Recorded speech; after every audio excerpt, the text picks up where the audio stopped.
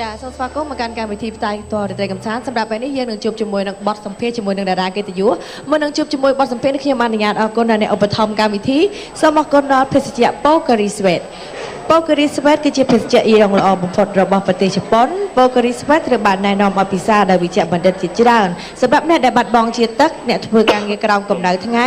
អ្នកលេងកីឡាឬអ្នកធ្វើដំណើរជាដើមអ្នកដឹងទេថានៅពេលអ្នកបែកញើសអ្នកមិនត្រឹមតែបាត់បង់ជាតិទឹកប៉ុណ្ណោះទេប៉ុន្តែអ្នកថែមទាំងបាត់បង់នូវសារធាតុអ៊ីយ៉ុងទៀតផង Pocari Sweat គឺមានសារធាតុអ៊ីយ៉ុងដែលដូចទៅនឹងសារធាតុទឹកនៅក្នុងរាងកាយរបស់យើងហើយអាចជ្រាបចូលទៅបំពេញជាតិទឹកនៅក្នុងរាងកាយបានយ៉ាងមានប្រសិទ្ធភាពសូមពិសាភេសជ្ជៈដើម្បីទទួលបាននូវសុខភាពល្អប្រចាំថ្ងៃទំនាក់ទំនងចែកចាយបន្តភេសជ្ជៈ Pocari Sweat តាមរយៈលេខទូរស័ព្ទ012 83 90 12មួយខ្សែទៀត090 779 779 Pocari Sweat រកនៅភាពល្អជាមួយនឹងអ៊ីយ៉ុងសូមអរគុណជាបន្តដល់ Sunplay ជាលេលាបការពារកម្ដៅថ្ងៃទោះបីជាអ្នកនៅក្រោមកម្ដៅថ្ងៃយ៉ាងណាក៏ដោយវាមាន SPF ខ្ពស់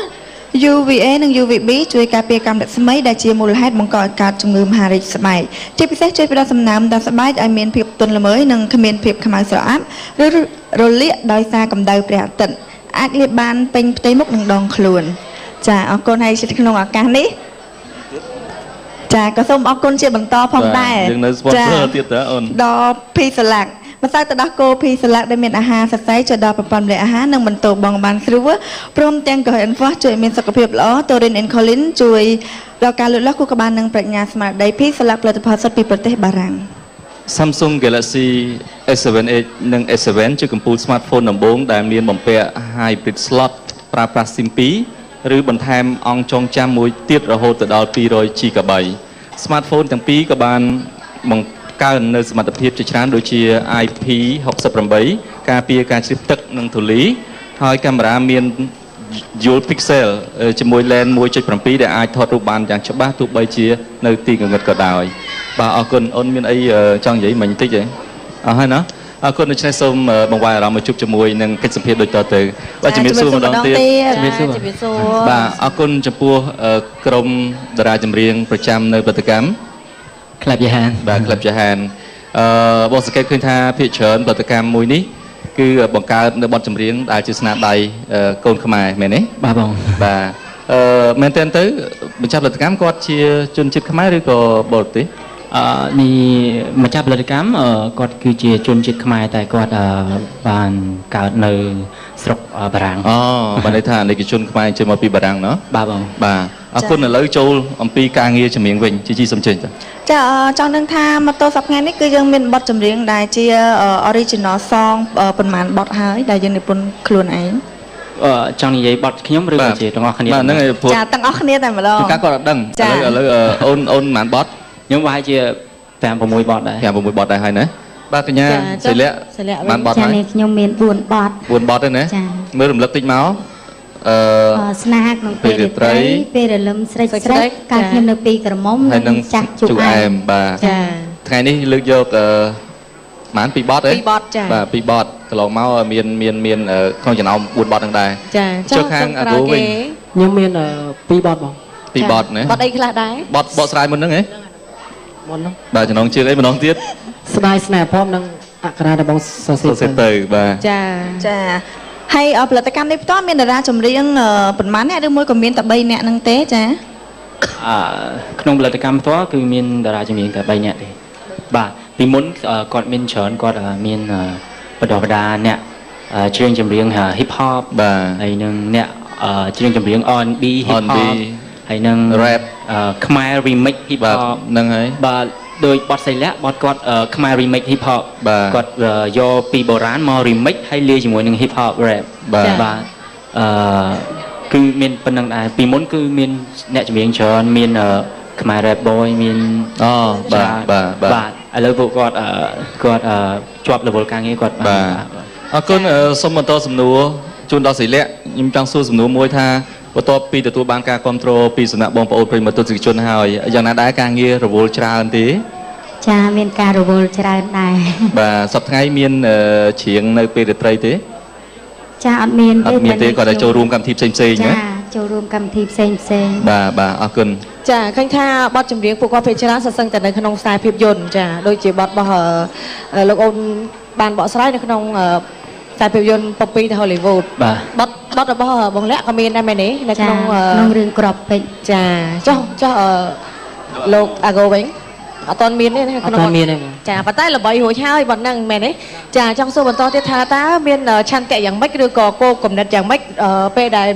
ទៅថ្ងៃមុខចង់ឲ្យជោគជ័យនៅក្នុងវិថីសិល្បៈខ្មែរយើងផងដែរចាមានជាពាក្យពេចន៍អ្វីម្នាក់បន្តិចមកលោកអូន សម្រាប់ខ្ញុំដើម្បីឲ្យជោគជ័យនៅក្នុងវិថីសិល្បៈយើងគួរតែជំរុញផ្នត់គំនិតយុវជនយើងឲ្យគាត់កាន់តែមានភាពថាជាអ្វីដែលហៅជាថារបស់ខ្លួនឯង ចា យើងគួរតែឈប់ស្ដាប់បទពីបរទេស ចា យើងមិនថាឈប់ស្ដាប់ទេតែយើងគួរតែស្ដាប់ខ្លះដែរយើង យកកំណត់មកកែច្នៃ យកកំណត់មកកែច្នៃហើយយកមកអនុវត្តបន្តិចបន្តួចដែរតែយើងហាមផ្ដាច់រឿងចម្លង ចា បាទព្រោះពីមុនផ្សេងឥឡូវនេះផ្សេងព្រោះយុវជនយើងគាត់មាន កំណត់ថ្មីច្រើន បាទកំណត់ថ្មីច្រើនឆន្ទៈច្រើនហើយគាត់ខំធ្វើបទចម្រៀង original ច្រើនដើម្បីជាកិត្តិយសនិងជាកេរ្តិ៍ឈ្មោះនៅអ្វីដែលខ្មែរយើងបានបន្សល់ទុកពីមុន ចា ពីមុនប្រទេសខ្មែរយើងមានភាពល្បីល្បាញមិនថាទាំងសេដ្ឋកិច្ចឬក៏សិល្បៈឬក៏កីឡាគឺពិតជាល្បីល្បាញរីកសុះសាយប្រពៃណីពីពេញអាស៊ីអាគ្នេយ៍តែម្ដង ចា បាទអរគុណហើយឥឡូវក៏យើងកំពុងតែធ្វើដំណើរទៅមុខទៀតដែរហើយបាទដោយដែលបងអូនបាននិយាយអញ្ចឹងទាំងវិស័យកីឡាទាំងវិស័យសេដ្ឋកិច្ចទាំងវិស័យភាពយន្តវិស័យសិល្បៈគឺយើងកំពុងតែធ្វើដំណើរទៅមុខដោយកាលសម័យកាលមុនហើយបាទបងអរគុណសូមបន្តដល់បងអូនប្រុសអាគូក្រៅអំពី R&B បើសិនជា rap អីអាចបកស្រាយបានទេ ខ្ញុំ rap បង បាទបើសិនជាសរសេរបទ rap អីចឹង អត់កើតទេ ណាបានតែបទ បានតែច្រៀងធម្មតា ធម្មតាណា ចាបើខាងនេះបានបកកែផ្នែករ៉េបណា កែរ៉េប ចាខ្ញុំតើគាត់ដែរពីព្រោះអីការរ៉េបមិនមែនចង់ថាមិនមែនចេះរ៉េបហ្នឹងគឺវាជារឿងធម្មតាឬមួយក៏រឿងងាយស្រួលទេពេលខ្លះអ្នករ៉េបចេះតែរ៉េបបានក៏ប៉ុន្តែសំឡេងអត់ច្បាស់អក្ខរាវិរុទ្ធអត់ច្បាស់ក៏ប៉ុន្តែគាត់បំពង់សំឡេងគាត់បានថាពាក្យពេចន៍មួយគឺថាច្បាស់ល្អចារៀនពីគ្រូបរទេសគ្រូខ្មែរឬក៏រៀនខ្លួនឯងការរ៉េបហ្នឹង ពីបើសិនជានិយាយរឿង rap តាមពិតខ្ញុំមិនមែនជាអ្នក rap តែខ្ញុំអាច rap បានហើយច្រៀងបានបាទនិយាយទៅខ្ញុំធ្លាប់រៀនជាមួយនឹងគ្រូគេធ្លាប់មកពីនីសមុទ្រគាត់បង្រៀនខ្ញុំគាត់ប្រាប់ខ្ញុំបន្តិចបន្តួចហើយក៏ខ្ញុំបានមកជួបជាមួយនឹងលោកសុកវិសាគាត់ក៏ជួយគាត់មិនត្រឹមតែជាអ្នកដឹកនាំកូនទេគាត់ក៏ជាអ្នកជួយចិត្តចង្វាក់ rap ចង្វាក់ច្រៀងផងដែរបាទសុកវិសាអរគុណសូមបន្តសំណួរទៅដល់កញ្ញាស្រីលក្ខតាមសម្លេងដែលច្រៀងចេញមកគឺលះច្បាស់ល្អមែនតើហើយចាចេះឲ្យមួយទៀតមកខ្ញុំចាប់អារម្មណ៍ពេលគាត់ច្រៀងគឺដូចអត់ផឹងសោះគឺធម្មតាមកពេលចឹងឡើងផ្អែមចាធម្មជាតិខ្ញុំគាត់ចឹងខ្ញុំចង់សួរថាហើយភាគច្រើនគឺគាត់យកបទពីដើមមកច្រៀងខ្ញុំចង់សួរថាចូលចិត្តសម្លេងតារាជើងចាស់របស់យើងរូបណាពីដើមណាចានេះខ្ញុំចូលចិត្តសម្លេងរបស់អ្នកស្រីប៉ែនរ៉ននិងលោកស្រីសុធាបាទឥឡូវអាចអធិស្ឋានបន្តិចបានទេថាសូមឲ្យបកស្រាយសំនៀងរបស់ប៉ែនរ៉នបាទគ្រូប៉ែនរ៉នចាគោអត់ភ្លេងបន្តិចបានទេឬក៏បាទលោកយាយរស់សេរីសុធាក៏បានដែរព្រោះចង់ស្ដាប់សំឡេងគូបន្តិចមើលបានទេចាបាទបទអីដែលខ្លួនឯងពេញចិត្តបកស្រាយបទអ្នកស្រីប៉ែនរ៉នចាអ្នកស្រីប៉ែនរ៉នបាទតោះអូនសុំជិញរាប់ជូនណាចា1 2 3ចាំមេឃនៅឆ្ងាយសពសត្វទាំងគូទាំងឡាយសប្បាយឆ្លងវេហាខំអ្វីមនុស្សឆ្លោះតែគ្នាចងកម្មចងពីវេរីចិន្តាសាមានម្លេះបាទគុណអបសតមួយជូនទៅដល់កញ្ញាស្រីលះបាទលះមែនតើព្រោះមែនតើ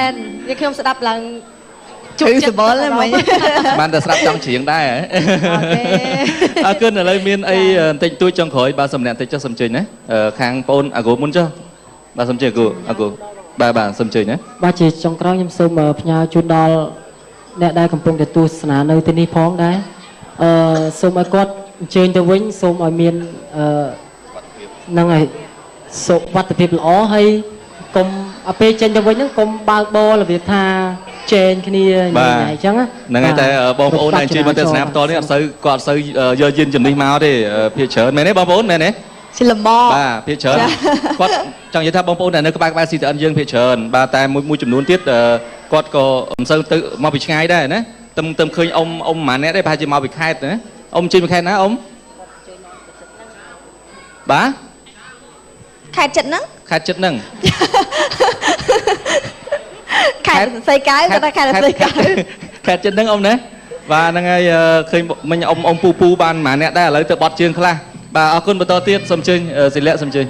ចានេះខ្ញុំក៏សូមគោរពផ្ញើជូនបទចម្រៀងទាំងអស់នេះជូនដល់អ្នកម្ដាយនាងខ្ញុំនៅឯស្រុកភ្នំព្រឹកចាក៏ដូចជាបងប្អូនពូមីងរបស់នាងខ្ញុំទាំងអស់ស្ដាប់កំសាន្តទាំងអស់គ្នាចាអរគុណ បាទអរគុណបន្តទៀតអូន បាទខ្ញុំពិតជាសប្បាយរីករាយមែនតើមិញអាហ្គោគាត់ជូនពរអ្នកទាំងអស់គ្នាធ្វើដំណើរទៅផ្ទះកុំជិះជ្រែកគ្នាតែបងគាត់មានប្រសាសន៍ថាអ្នកទាំងអស់គ្នាភាគច្រើននៅទីនេះគឺផ្ទះនៅចិត្តស៊ីទៀតគាត់ថ្មើរជើង ឥឡូវខ្ញុំសូមជូនពរអ្នកទាំងអស់គ្នាដើរប្រយ័ត្នប្រធ្លាក់លូ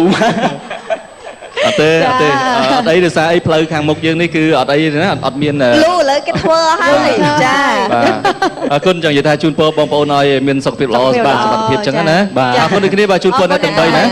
បាទសុខភាពល្អសំណាងល្អជោគជ័យនៅក្នុងការងារសិល្បៈអរគុណបងប្អូនប្រិយមិត្តទស្សនិកជនបាទកុំតន់អញ្ជើញបដូរពោះទៅណាបាទយើងសូមសម្រាប់តែបន្តិចទៀតទេនៅវគ្គក្រោយបងប្អូននឹងបានសោយសប្បាយតាមរយៈក្រុមកំ pl ែងតែនៅពេលនេះយើងខ្ញុំសូមសម្រាប់បន្តិចសិនបាទ